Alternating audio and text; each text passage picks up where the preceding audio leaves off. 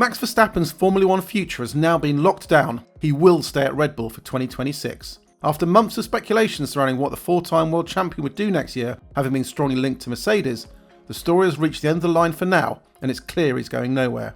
This is as the result of a performance clause, which could have left him a free agent for 2026, no longer able to be activated, following his points haul from the Belgian Grand Prix.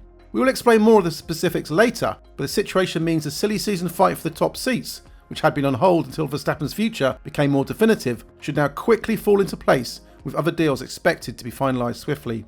The race has long understood that Verstappen's contract with Red Bull, which runs until 2028, does have break clauses in it. These can be triggered if Verstappen is outside of set positions in the standings by the summer break each year. High-level sources have told us that for this season, Verstappen had the right to initiate an exit for 2026 if he was outside the top 3 of the Drivers' Championship after the Hungarian Grand Prix. But his points haul from Belgium means he now cannot be overhauled for that third spot in the standings. He'd gone into the Spa weekend 18 points ahead of closest challenger George Russell, but ended up having a much stronger weekend thanks to his victory in the Saturday sprint race and then a run to 4th in the Grand Prix, as his Mercedes rival only managed 5th on Sunday. It means the gap between the two drivers has opened up to 28 points. With only 25 points available for a race victory and no extra bonus on offer this season for fastest laps, even if Russell wins in Hungary and Verstappen fails to score, Verstappen cannot drop outside the top 3 by the specified deadline. So even if Verstappen wanted to leave because an offer from Mercedes proved too tempting, he could now not do so.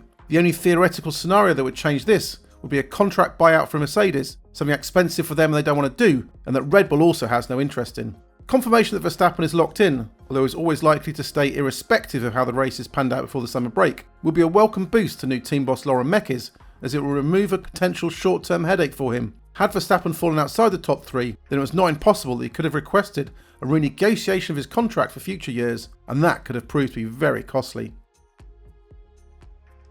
Verstappen being locked in at Red Bull for 26 primarily means that the way is now clear for George Russell to conclude a fresh deal with Mercedes. Russell is out of contract at the end of this season, and while talks have opened with the team about getting an extension, he has long known that if Verstappen became available, then he could find himself getting squeezed out. But he had said it was perfectly normal for a team like Mercedes to find itself in talks with a driver like Verstappen if they came knocking at the door. But with Mercedes boss Toto Wolff having kept Russell fully abreast of the discussions he's been having with Verstappen's management team, there had been a feeling more recently that a change for 2026 was highly unlikely anyway. Plus, with Russell's teammate Kimi Antonelli having faced some big struggles in recent races, which included a spectacular spin in sprint qualifying in Belgium, there was a growing likelihood that if Mercedes was going to make a change, it would not have been Russell who was moved aside.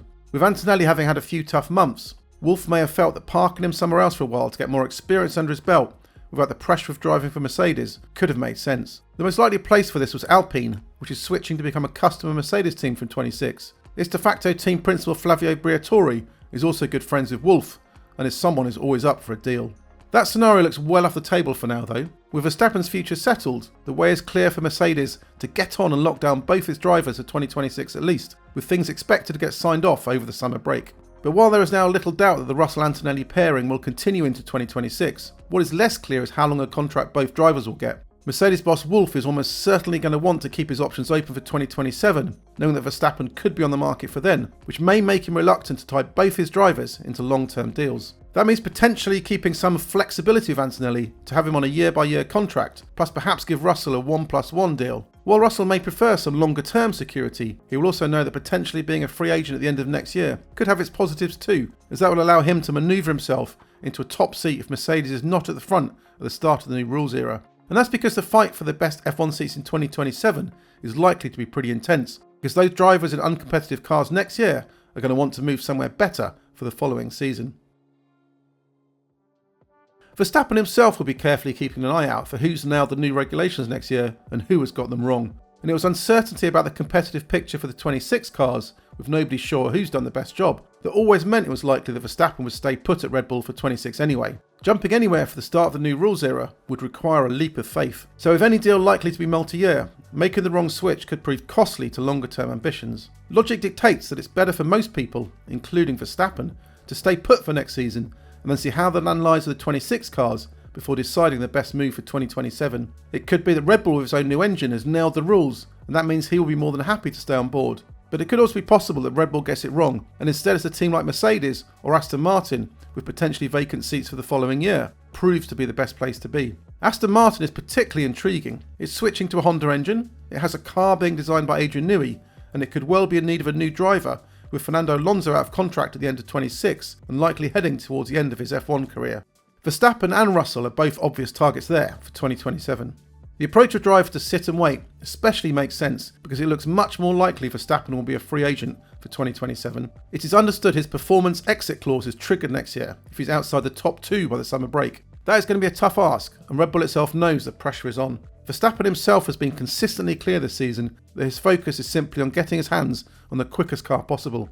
Lauren Mekies himself said that retaining Verstappen for the long term was all about ensuring that Red Bull produced the best possible car it could. Red Bull's new boss suggested it would effectively make Verstappen's choice easy in deciding to stay for the long haul.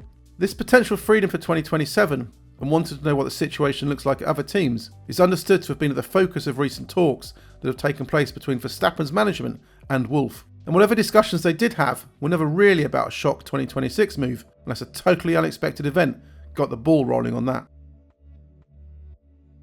While Verstappen's future being locked down takes one headache away from Red Bull, the squad still needs to finalise what it does with its second car. Whether Red Bull ends up thinking it needs a change, with Isaac Hadjar the most likely candidate to slot in, very much depends on what happens with incumbent Yuki Tsunoda. If Tsunoda continues to struggle, then promoting Hadjar and putting Formula 2 race winner Arvid Lindblad in for his F1 debut at Racing Bull seems logical. It'd be a typical Helmut Marko move too, for he has almost certainly reclaimed some power in this kind of decision-making arena since former Red Bull boss Christian Horner's removal. Mekies is someone who has seen Hadjar's ability firsthand and has plenty of experience working with younger drivers. But it's in everybody's interest to make things work for Tsunoda, if possible, and to that end, Tsunoda in Belgium had the best qualifying result of his Red Bull career so far. He had previously peaked early with 8th on the grid in Saudi Arabia, but he has been struggling badly since the double whammy of his Imola Q1 crash, which left him short on confidence and behind on car updates. At Spa though, Tsunoda qualified 7th, and what's more, he was closer to Verstappen within 4 tenths than any teammate had been at Spa since Daniel Ricciardo in 2018.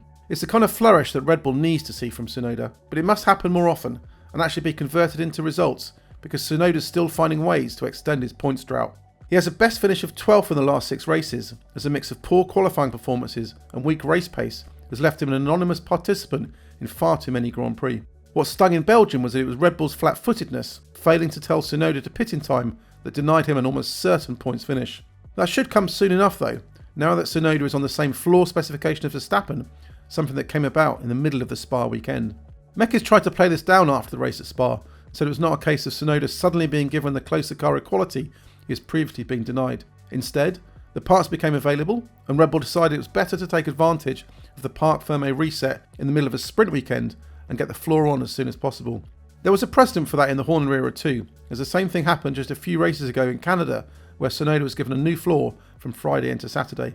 Tsunoda had also already been very happy with the support Horner and Red Bull had given him, but he has a better, more personal relationship with Mekies, who will almost certainly give Tsunoda every opportunity to improve and to prove himself. Tsunoda needs to take advantage of this if he is to remain as Verstappen's teammate at Red Bull in 2026.